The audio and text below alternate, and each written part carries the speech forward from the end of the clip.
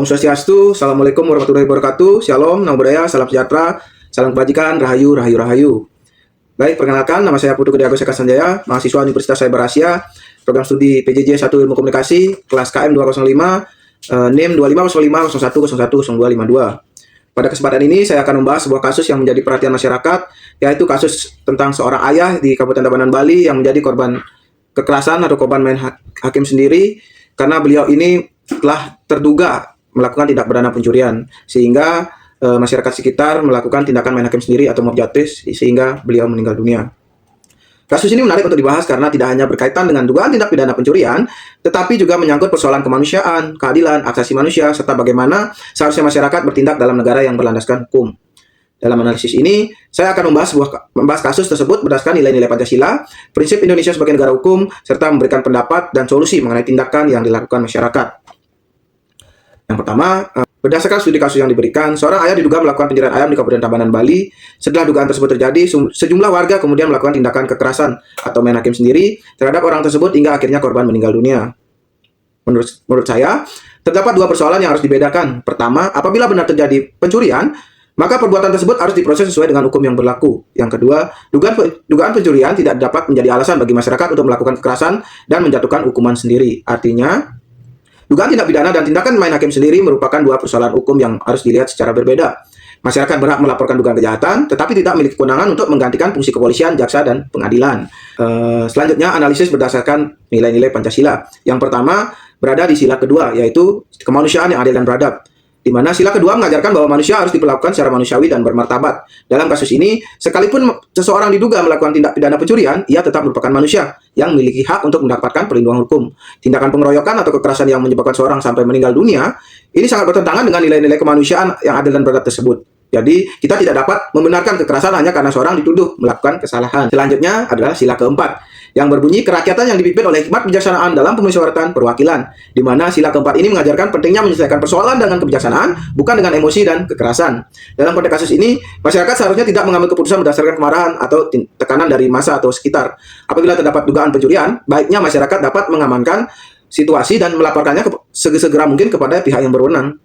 Penyelesaian perkara tersebut harus dilakukan melalui mekanisme hukum yang telah ditetapkan oleh negara. Jadi tidak boleh kita main hakim sendiri gitu. Nah, kemudian adalah sila kelima, di mana bunyinya keadilan sosial bagi seluruh rakyat Indonesia. Jadi keadilan di sini berarti setiap orang mendapatkan perlakuan yang adil berdasarkan hukum. Jika seorang diduga mencuri, maka ia harus diperiksa dan dibuktikan dulu kesalahannya melalui proses hukum. Sebaliknya, apabila seorang menjadi korban kekerasan, ia juga memiliki hak untuk mendapat keadilan. Jadi, keadilan tidak boleh diartikan sebagai tindakan membalas kesalahan dengan kekerasan. Keadilan harus diwujudkan melalui proses hukum yang objektif dan dapat dipertanggungjawabkan. Baik, selanjutnya adalah di mana posisi Indonesia sebagai negara hukum. Kasus ini juga sangat erat kaitannya dengan prinsip bahwa Indonesia merupakan negara hukum. Hal tersebut sangat jelas dan tegas berada di dalam pasal 1 ayat 3 Undang-Undang Dasar Negara Republik Indonesia tahun 1945 yang menyatakan bahwa negara Indonesia adalah negara hukum. Artinya, kehidupan masyarakat harus berdasarkan hukum, termasuk dalam menyelesaikan dugaan tindak pidana tersebut harus mengikuti hukum yang berlaku di negara Republik Indonesia. Selain itu, ada pasal 28D ayat 1 Undang-Undang Dasar 1945, di mana memberikan jaminan bahwa setiap orang berhak memperoleh pengakuan, jaminan, perlindungan, dan kepastian hukum yang adil, serta perlakuan yang sama di hadapan hukum. Kemudian ada juga di pasal 28I ayat 1 UUD 1945, di mana ini menegaskan bahwa hak untuk hidup merupakan hak asasi manusia yang tidak dapat dikurangi dalam keadaan apapun. Prinsip tersebut juga diperkuat oleh Undang-Undang Nomor 39 Tahun 1999 tentang hak asasi manusia, khususnya pasal 9 ayat 1 yang menyatakan bahwa setiap orang berhak untuk hidup, mempertahankan hidup, dan meningkatkan taraf hidupnya. Dari dasar hukum tersebut dapat kita pahami bahwa masyarakat tidak boleh mengambil alih proses penegakan hukum dengan cara melakukan kekerasan atau main hakim sendiri.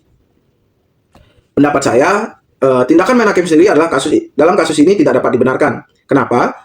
Sebelumnya saya mau disclaimer atau saya juga ingin menekankan bahwa pendapat ini bukan berarti membenarkan tindakan pencurian.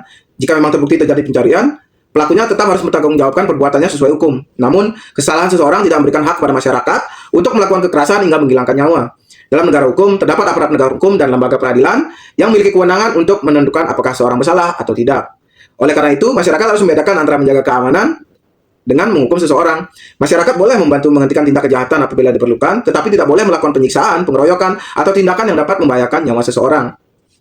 Jadi solusinya, terdapat beberapa solusi yang mungkin bisa saya berikan untuk kejadian ini gitu. Pertama, masyarakat harus meningkatkan kesadaran hukum di mana setiap dugaan tindak pidana sebaliknya dilaporkan kepada kepolisian dan tidak diselesaikan dengan kekerasan. Yang kedua, masyarakat perlu mengendalikan emosi ketika menghadapi dugaan kejahatan. Jangan sampai kemarahan terhadap sesuatu perbuatan justru menghasilkan tindak pidana baru. Yang ketiga, aparat penegak hukum harus melakukan proses secara transparan dan memberikan kepastian hukum agar masyarakat memiliki kepercayaan terhadap sistem peradilan. Dan selanjutnya yang keempat, pendidikan mengenai Pancasila dan kesadaran hukum perlu terus ditingkatkan, terutama mengenai penghormatan terhadap hak asasi manusia dan penyelesaian konflik secara damai. Kesimpulannya, kasus dugaan pencurian ayam yang berujung pada tindakan Menhakim sendiri hingga menyebabkan seorang meninggal dunia merupakan contoh bahwa penegak hukum tidak boleh dilakukan berdasarkan emosi atau kehendak massa. Kasus ini sangat bertentangan dengan nilai kemanusiaan yang adil dan beradab, serta tidak sesuai dengan semangat kerakyatan yang dipimpin oleh hikmat bijaksana dalam pemusyawaratan perwakilan, serta keadilan sosial bagi seluruh rakyat Indonesia. Sebagai negara hukum, Indonesia memberikan mekanisme yang sah untuk menangani dugaan tindak pidana. Karena itu, masyarakat seharusnya melaporkan dugaan kejahatan kepada aparat penegak hukum dan membiarkan proses hukum berjalan secara adil. Menurut saya, keadilan bukanlah tentang siapa yang paling kuat atau siapa yang paling banyak jumlahnya, tetapi tentang bagaimana hukum ditegakkan secara manusiawi, adil, dan bertanggung jawab.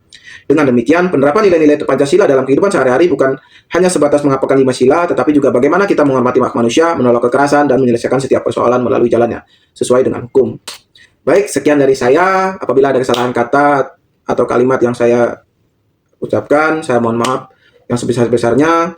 Terakhir, saya ucapkan juga terima kasih kepada Ibu Elisa selaku dosen pengampu di mata kuliah pendidikan Pancasila yang memberikan tugas ujian akhir semester untuk menganalisis kasus ini, dan sangat bermanfaat dan sangat membuat kami ini para mahasiswa berpikir juga secara logis dan kritis untuk menghadapi kasus yang sangat viral atau sangat heboh belakangan ini di kancah nasional, bahkan sampai internasional gitu.